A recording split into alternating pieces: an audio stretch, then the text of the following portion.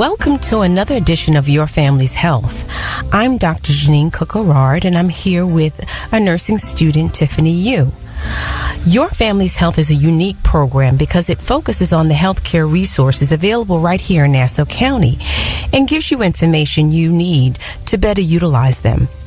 On each program, local healthcare professionals and healthcare professionals from around the world will discuss services they provide and how you can gain access to them. We will also speak to experts from around the country to keep you up to date with current healthcare issues and trends. So if you want to know more about how to stay healthy in Nassau County, stay tuned for the next half hour to 90.3 WHPC, the voice of Nassau Community College. Today we'll be welcoming Lynn Barendsen, who is the Executive Director of the Family Dinner Project. So welcome, Lynn. Thank you so much. It's a pleasure to be with you. It's nice to meet you also. Tell us about what is the Family Dinner Project? Tell us a little bit about that. Sure.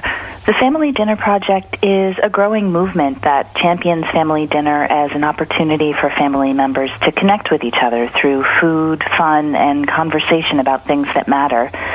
There's years and years of scientific research that documents the many physical, mental, health, and academic benefits of family dinners. This research tells us the why family dinners are meaningful, and the Family Dinner Project shows families how to make it a fun and meaningful part of their lives. We have online resources and community-based programs, and the Family Dinner Project helps families to improve the quantity and quality of their meals together, making dinner simpler, more nutritious, more fun, and more meaningful.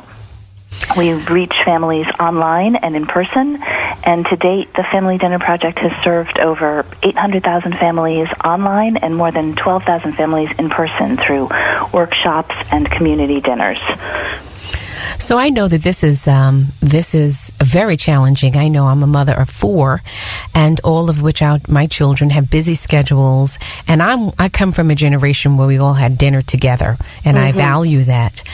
Is it challenging, more challenging today in the information age, where we can sit down together and have dialogue and laugh and talk and connect?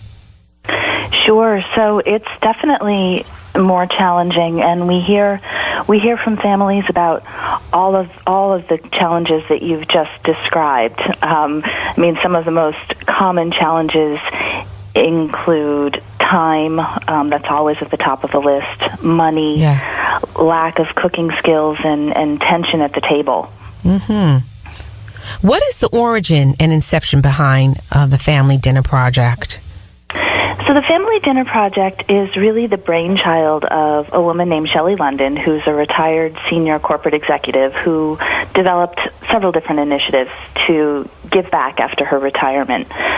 Since its beginnings, we have been made up of men and women from a variety of personal and professional backgrounds, all brought together by our shared knowledge of and really belief in the power of family dinners. The people on the project were parents, grandparents, non-parents, some single, some married. We have a great age range on the project, so people from lots of different generations and lots of different backgrounds. So we have a family therapist. My own background is in research, food, social work, marketing. So we have a lot of different backgrounds on the project. And I personally have been a part of the project since its beginning.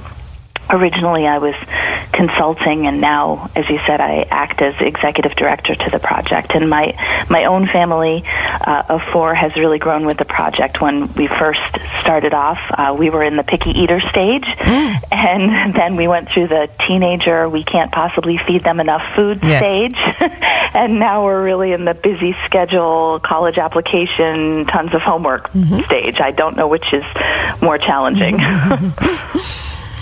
What is the goal of the Family Dinner Project? The goal of the Family Dinner Project, in many ways, it's simple. We want to give families the resources they need to make family dinners just a normal part of a day in their homes. We bring families together to share what works for them and what doesn't, And then we do that through our online network and through family dinners across the country, really brainstorming and learning from one another different tips and solutions for challenges that families face. It's our goal to help as many families as we can have a family meal as often as they can manage it. For some, that might be just once a week, and that's okay. For others, it's 3 or 4. We're all about meeting families where they are, helping them to set and then meet their own goals. So that's very interesting. You say one of the challenges is cooking and having the time for cooking. So the meal does not necessarily mean soup to nuts. It doesn't mean necessarily that it's a salad or whatever. It doesn't matter the size of the meal, obviously, but just the getting together and I guess connecting at a time where we are eating. Is that exactly the point? Exactly. It's really about the bonding that happens at the family dinner table, and we always tell families to really not put too much pressure on themselves, because often that can just keep people from even trying. If they have this image in their mind of the perfect meal, as you said, soup to nuts, or often people will imagine, a Thanksgiving meal. That's so much pressure. Yeah. And that just, if people imagine that's what they have to do, they're not going to even start. So it's really, figure out what your challenge is and just take one thing at a time and tackle one issue at a time. So that's how we try to support. Then when we say meet families where they are, that's really what we mean. This is very fascinating. That this is a project. What are some of the benefits in eating together? I kind of know this, from my own upbringing. But what have you found? The benefits. Yeah, so many benefits. We always tell people, what if there was one change you could make to improve your kids' vocabulary, resilience, and self-esteem, while decreasing the likelihood of eating disorders, teen pregnancy, and substance abuse? What if just one change could boost physical, social, emotional, and academic development? Isn't it, worth a shot? So some of the top benefits of family dinners include, but I'll say these are just some of them, healthier eating habits over the long term, including lower consumption of salt, sugar, trans fats, and fried foods, and higher consumption of the good things like fruits and vegetables. As I hinted at the outset, larger vocabulary and better early literacy skills. So there's one study that points to kids who eat dinner with their families have even larger vocabularies than kids whose parents read to them. We're not saying don't read to your kids. We're just saying there are, added benefits of family dinner, lower incidence of risky behavior in teens, better grades and peer relationships, higher reported marital satisfaction in parents of young children. And family dinner is really the only single activity that's been proven by research to provide all of these benefits in one package. So we know that it's good for us for so many different reasons, and it's just the question of how can we make it possible. So tell me, during family meals, are there ground rules? Because I know information age, as I said, one of my rules is no computers at the table. What are your thoughts about that? Yeah, so I hear you, and we encourage families to come to set some boundaries for themselves and figure out what works for them. We at the Family Dinner Project, we're not the technology police. We're not going to tell people, you can't, you can't, or you shouldn't. On the other hand, technology, phones, TVs, they're, yet another distraction and a pull away from being at the table. So in my house, there are no phones or technology at the table. But for some families, it's not necessarily the worst thing. And, we will watch something, we'll watch Seinfeld together sometimes in front of the, eat dinner in front of the TV, but that's not the norm, so we try to set boundaries that work for us, and we encourage other families to do the same. It's really about being together. And the other thing that I'd say is, if you think about dinner as the prep time and then the cleaning up time, sometimes when, as I said, if we take a break and we've had intense conversations about one thing or another, which can happen with teenagers, before dinner, we will be playing music and cooking together, and then maybe we'll take a little break and watch a half-hour Seinfeld, eat some dinner together, then come back and talk after. So there's the before and the after as well, and it's what works for your family. Of course, ideally, we all be sitting down and talking, but that doesn't always happen. So figure out what works for you, and that's great.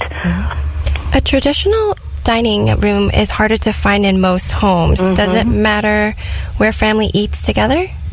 Yeah, so I'd say the quickest way to get all these benefits of family dinners is to relax and have fun together. So in my mind, the three essential ingredients don't necessarily include that dining room table. It's food, fun, and conversation. So dinner together means finding time to share that meal, whether that happens in a dining room or around a kitchen island or on a blanket at the soccer field between, practices. However you can fit it in, it's the time and the quality of the engagement with one another that matters most. So in general, I'd say location is much less important, though, as I just said, for some families, setting some location ground rules can help. So again, figuring out what works for you and your family is what's most important. So this whole conversation around the table with meals is a great focus for the family. I'm wondering, when it says the part of it is the fun, are we is there joking going on in your view, or is there games that go on? I mean, what is the fun piece? Tell me how you see that. My favorite piece. So we think laughing together is incredibly important. So we have a lot of games and activities on our website, which is thefamilydinnerproject.org. Those games and activities help families to have fun and laugh together as you're preparing the meal or as you're gathering around the table. It's as we've talked about, it's not necessarily that easy. It can be a little challenging to get everyone together, and if you've actually managed to do it and it's not fun, people aren't going to want to come back to it. So we're all more likely to stick with something if it's fun. So we encourage families to play with each other. In our family, sometimes when there's been a lot of heavy-duty conversation, we'll play a game together. One of the games we've played with my sons since they were little is 3 things. So we will say, name 3 different words for the color blue, or 3 different types of sharks. One of my kids is an expert on pretty much every type of fish. Or you can go a little deeper. What are 3 things that worry you? Or 3 mistakes you've made? Or 3 things that smell bad? So, yeah. I mean, it's just a silly game, but it lightens the mood. We have lots of games like this. Sometimes parents with younger kids really need to come up with a game to keep their antsy toddlers at the table a little longer. We used to write stories together at the table, so I would start a story and then pass it off to one of my kids, who would pass it off to my husband, et cetera, et cetera. So it's really about having fun and engaging each other in laughter and relaxing and lightening the mood. Are there any activities for dinner time for when you're bringing a guest over, or a boyfriend or? Sure. So one of the things that we'll often say is, shake things up a little bit, and having a guest to dinner can be a lot of fun. We have all kinds of different activities, interview questions for people who want to, tell us about your family dinners. We also, one of our favorite things to do is make a conversation jar. So we have lots of conversation starters on our website, and you can print them out, cut them, and just stick them in a mason jar in the middle of the dining room table, or at your island or wherever you might be eating. To make it less awkward. Yeah, it can be fun. So this is a good time for a break. This is a very interesting conversation. We want to continue. You're listening to Your Family's Health on 90.3 WHPC, the voice of Nassau Community College. This is Dr. Jeanine Cook-Gerard, and I'm here with Tiffany Yu, and we'll be back for the second half of Your Family's Health after this short break. Many websites selling medication may look professional and legitimate, but the vast majority of sites selling prescription drugs are doing so illegally. Have you seen websites that don't require a prescription or offer to ship medicine internationally?